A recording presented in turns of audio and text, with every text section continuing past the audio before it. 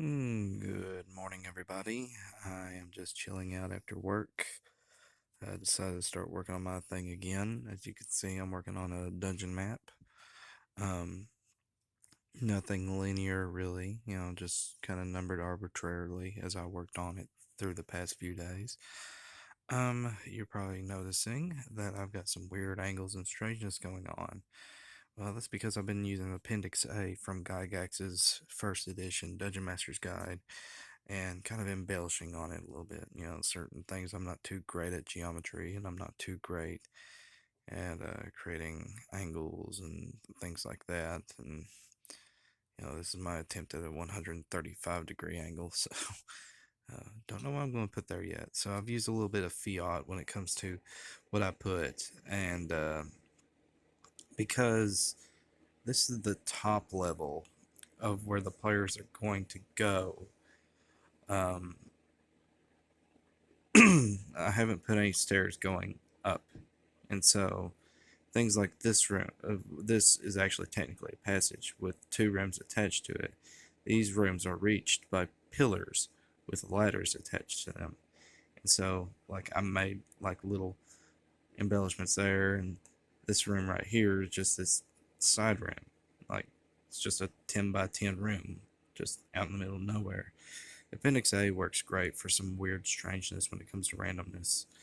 And of course, I've not taken away my fiat completely, and that will add my own embellishments and edits. As you can see, I've got this doorway that leads to nowhere right now, and that too, I've got some blank spots, some things to add over here. Going to add more to this strange passage. As you can see, this region is almost totally blank, and so I'm coming up with ideas on what I can do with that. I have a theme in mind, so hopefully I can consider something and come up with something. But I guess if I'm going to make a tip, number one, as you can see, I've done little dots so that it stands out from the blue lines on the graph paper. If you're wondering what I use, I just use these normal Sharpie pens that, like, I think they're like art pens or something like that. Fine point. Supposed to use archival ink, and yet um, there is some measure of bleed through right noticeable right there. But just kind of showing off how when you use a random generator, the kind of weirdness you can have. Um, the odd thing is, only one trap was ever randomly generated, so I added another one in. That way I could have something going on. But yeah, just kind of little short video. I guess if I could give any tips for how to do dungeon maps, number one, definitely start with pencil. Um, but don't just something for a straight edge. This old bookmark I had laying around that I don't really use, and just kind of do your thing. Just kind of go with the flow, and um, don't don't be too critical on yourself. Don't be afraid to do weird shapes, or even if you decide you want to do all blocked rooms starting out, don't be too afraid of that. Just don't stress it so much. After all, you're probably going to be the only one looking at it.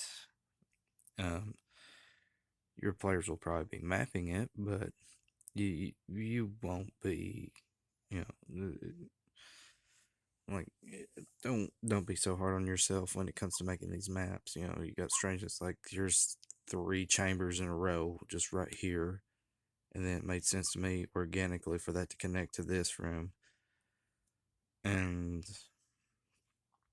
yeah, just kind of an odd, strange place going on here. This is a dead end that might end up into a secret passage at some point. I'm not sure. Same with this. Just fill up that dead space whenever I get a chance.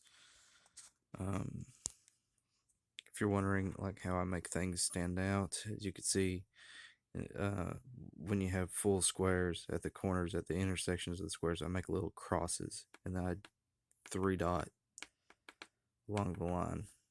That way it stands out. It's got a little bit more contrast going on. So, I mean, there's your view right there. mean, just chill out and go for it, and don't be, just let yourself get creative, I guess.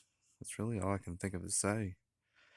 So I'll try to upload some more stuff. I will post a link to the Appendix A thing, by the way. That's a quick generator in case you don't want to flip back and forth between pages or PDFs. That makes it quite easy to do as well, that I know of. So, as always, take care, God bless, and see you on the other side, guys.